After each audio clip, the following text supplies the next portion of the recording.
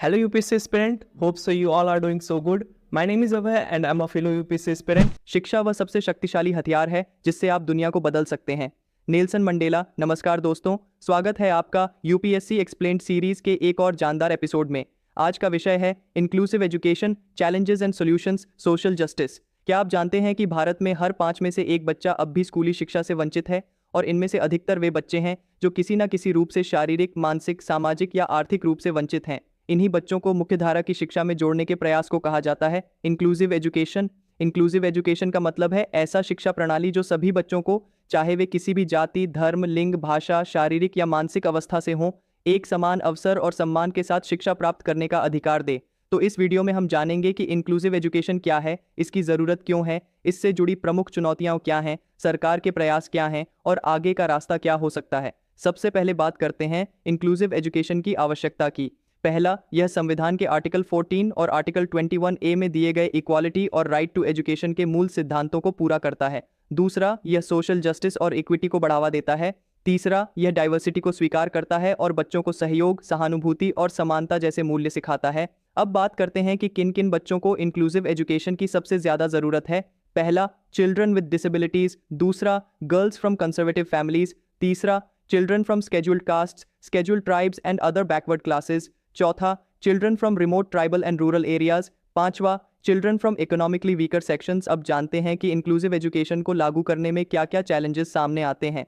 पहला, इंफ्रास्ट्रक्चर की कमी। कई सरकारी स्कूलों में अब भी रैंप्स, एक्सेसिबल टॉयलेट्स और स्पेशल लर्निंग मटेरियल नहीं है। दूसरा, ट्रेंड टीचर्स की कमी। ज़्यादातर टीचर्स को स्पेशल नीड्स चिल्ड्रन के साथ पढ़ाने का ट्रेनिंग नहीं मिला होता। तीसरा, करिकुलम में फ्लेक्सिबिलिटी की कमी। आज का सिलेबस सभी छात्रों की अलग अलग ज़रूरतों को एड्रेस नहीं करता। चौथा, समाज में अब भी स्टिग्मा और डिस्क्रिमिनेशन मौजूद है जिससे डिसेबल्ड और मार्जिनलाइज्ड बच्चों को बुलिंग और आइसोलेशन का सामना करना पड़ता है। पांचवा, पेरेंटल अवेयरनेस और सहयोग की कमी। कई बार माता पिता को यह पता ही नहीं होता कि उनके बच्चों को उनके हक की शिक्षा मिल सकती है। अब जानते हैं सरकार द्वारा अब तक किए गए कुछ प्रमुख प्रयासों के बारे में। पहला, राइट टू एजुकेशन एक्ट 2009।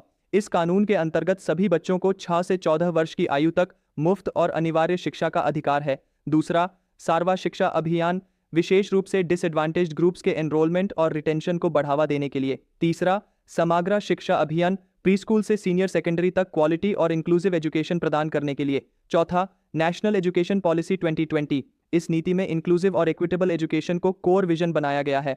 पांचवा, RPWD एक्ट यानी rights of persons with disabilities act. इस कानून में शिक्षा संस्थानों को एक्सेसिबल बनाने की जिम्मेदारी दी गई है। अब बात करते हैं संभावित समाधान की।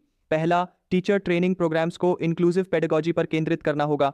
दूसरा, स्कूल्स में फिजिकल और डिजिटल इंफ्रास्ट्रक्चर को एक्सेसिबल बनाना जरूरी है। तीसरा, पाठ्यक्रम यानी करिकुलम को ऐसा बनाना होगा जो सभी बच्चों की लर्निंग नीड्स को पूरा कर सके।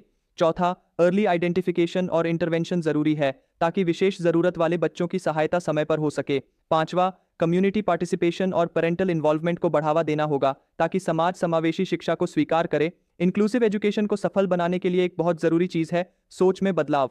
हमें समानता का अर्थ समझना होगा कि इसका मतलब सभी को एक जैसा ट्रीटमेंट देना नहीं है, बल्कि सभी की जरूरतों के अनुसार उन्हें अवसर देना है।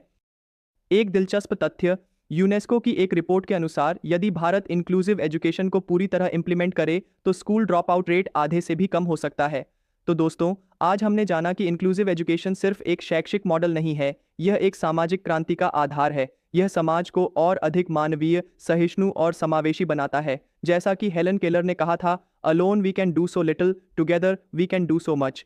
अगर आपको यह वीडियो उपयोगी लगा हो तो कृपया इसे लाइक ज़रूर करें, कमेंट में अपने विचार या सुझाव साझा करें और चैनल को सब्सक्राइब करें ताकि आपको ऐसे ही उपयोगी यूपीएससी वीडियोस रोजाना मिलते रहें।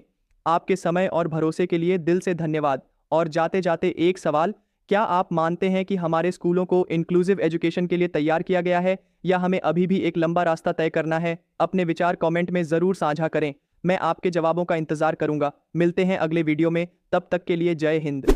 आखिर में ये कहना चाहूँगा कि मैं एक एस्पिरेंट हूँ जो अपनी तैयारी के साथ साथ आपके लिए हर दिन थॉटफुल और रिसर्च बेस्ड वीडियोस बनाता हूँ ताकि आपका समय बचे और कॉन्सेप्ट्स क्लियर हो।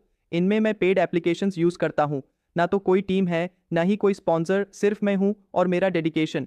हर दिन वीडियो बनाना मुश्किल होता है, लेकिन आपकी लर्निंग के लिए मैं लगातार मेहनत करता हूँ। अगर आपको लगता है कि ये एफर्ट आपकी प्रिपरेशन या नॉलेज को एनरिच करता है तो प्लीज़ यूपीआई स्कैन करके सपोर्ट जरूर कीजिए। आपका छोटा सा कंट्रीब्यूशन मेरे लिए सिर्फ फाइनेंशियल हेल्प नहीं बल्कि मोटिवेशन भी होगा। आपका ये सपोर्ट ही इस इनिशिएटिव को कंटिन्यू रख पाएगा and at the same time it will also help me keep creating high quality videos for you. So हम अपने इस वीडियो को यहीं पे कंक्लूड करते हैं। आपका सपोर्ट, आपका शेयर मेरे लिए फ्यूल का काम करेगा इस जर्नी में। मैं उतनी मेहनत, उतनी एफर्ट और लगा पाऊंगा। सो प्लीज़ आप इस वीडियो को जरूर शेयर करना। Comment down if you have any query, share this video. Thank you so much. तो अब मिलते हैं अपने अगले वीडियो में। Till then work hard, stay healthy and keep studying. I am Abhay signing off. Jai Shri Krishna.